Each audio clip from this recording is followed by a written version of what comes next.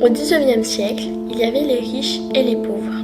Les ouvriers et les mineurs ne travaillaient pas dans de très bonnes conditions. Ils vivaient dans des taudis à peine chauffés. Ils ne mangeaient pas à leur faim.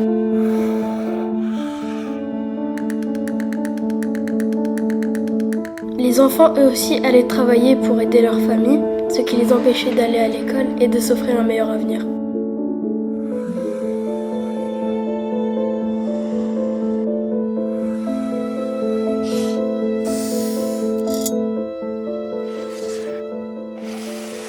Quant aux riches, ils vivaient sur le dos des pauvres, c'était le régime capitaliste.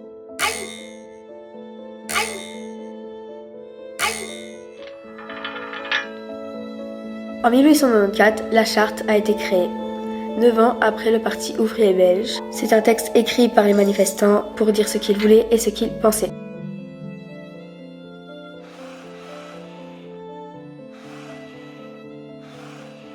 La classe ouvrière n'était pas respectée. Elle était humiliée et exclue du droit de vote.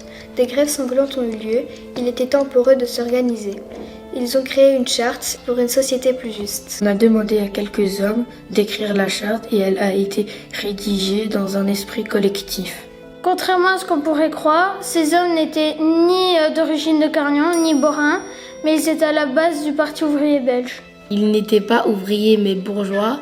Certains de ces hommes ont donné leur nom à des rues de Carnion.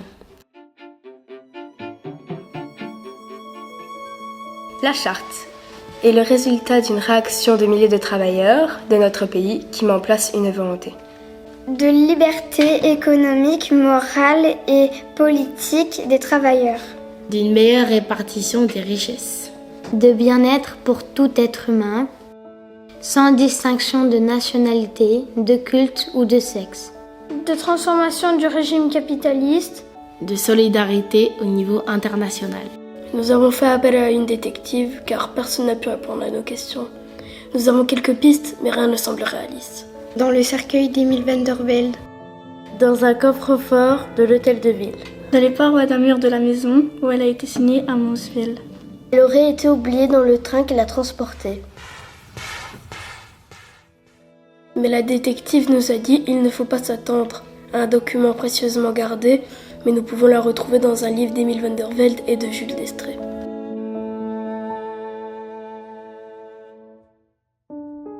La charte de Carnion, elle a été créée il y a déjà 130 ans, pour aider les ouvriers.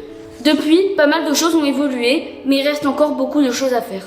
Nous aussi, on pourrait bien imaginer notre propre charte, pour améliorer notre quotidien et pour être plus solidaire. Ryan, pourquoi pas faire un magasin solidaire? Ah bah ouais, on vendrait des objets à petit prix, comme du matériel scolaire, des jouets, des livres. C'est vrai, t'as raison, on n'arrête pas de nous dire qu'on consomme trop. Mais ça serait une bonne solution. Bah oui, une fois par mois, on pourrait y faire du troc. Du quoi? Du troc, un endroit où les gens ils peuvent échanger des objets. C'est pas mal ça, je vais dire aux autres. Moi, j'aimerais un restaurant gratuit avec des serveurs, des nappes et des bougies. N'importe quoi. On mangerait plein d'hamburgers. C'est fou comme c'est solidaire tout ça.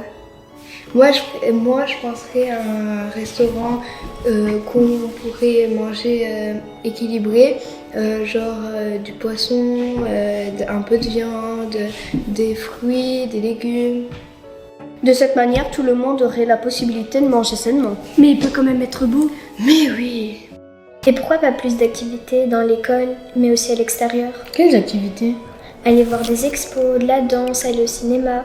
Oh oui, on pourrait voyager à Hollywood, à Disney, à Dubaï. T'exagères un peu.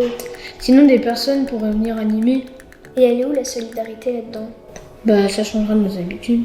Et les gars, si on prenait de la cour de récréation, ok, c'est vrai que la cour de récréation c'est un endroit chouette, mais aussi dangereux. Aussi, c'est violent. Ah bon, et pourquoi? Parce qu'on est libre. Libre!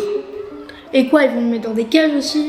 Non, mais on aurait des espaces jeux, par exemple du football, du basketball. Oui, mais il y a des gens qui n'aiment pas ces jeux de ballon. Alors on pourrait mettre du ping-pong, du puissance 4, de la marelle. Des bancs de parole, par exemple. Et aussi, on pourrait mettre des surveillants dans quelques espaces. Oui, ça pourrait éviter les bagarres. Moi, j'aimerais que notre école puisse accepter des enfants qui ont un handicap. Pour quel enfant? Pour les non-voyants, les sourds ou les enfants qui ont un trouble. Et comment? On aurait des bras bioniques, des ascenseurs ou des rampes. Bonne idée, mais je pense que du mobilier ou des outils adaptés serait déjà bien. On ne parle pas assez des cours. C'est vrai ça, on pourrait faire le vendredi après-midi par exemple, des groupes pour les élèves en difficulté. En plus, on a des groupes Snapchat, des groupes Messenger, et en plus, monsieur nous a créé un Padlet. Oui, mais ceux qui n'ont pas accès à internet, on fait comment pour cela? Eh bien, faisons-le en classe. C'est vrai ça. Moi je suis fort en maths, je pourrais aider les plus faibles. Ah oui, et moi j'aiderai en français. Oui, et moi je pourrais vous apprendre à faire des bêtises. Moi, je suis super bon au basket. Et moi, je fais beaucoup de bricolage.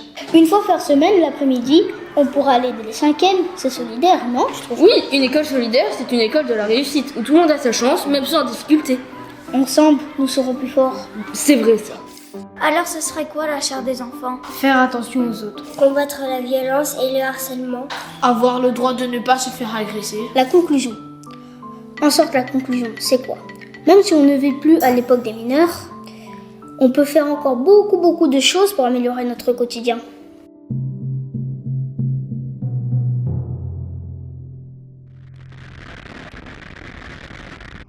Nous sommes tous égaux, nous servons tous à quelque chose, nous n'avons pas tous les mêmes capacités, mais nous avons des qualités. Peu importe le physique, l'âge, le genre ou le milieu social, on est nés tous humains.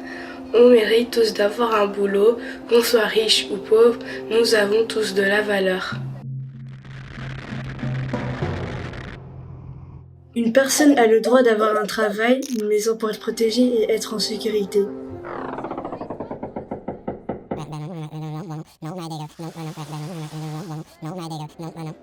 On a le droit d'avoir une religion et de la pratiquer. Une personne a le droit d'être libre sans qu'on lui dise ce qu'il doit faire, sans être soumis, sans pression. La liberté de pouvoir avoir un livre, mais de ne pas voler le livre. De pouvoir courir dans un champ, mais dans son propre champ, pas dans le champ d'un autre. De posséder un jouet sans priver quelqu'un. Ma liberté s'arrête là où commence celle des autres.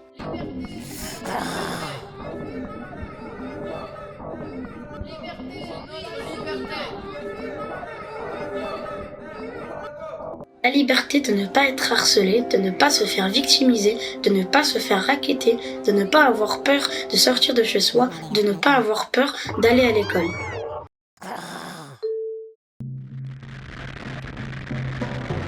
La solidarité est un sentiment qui pousse les hommes à s'entraider, à aider des personnes qui en ont besoin, des personnes qui se sentent mal, organiser des récoltes d'argent pour les gens fragilisés, défendre un ami victime d'une injustice.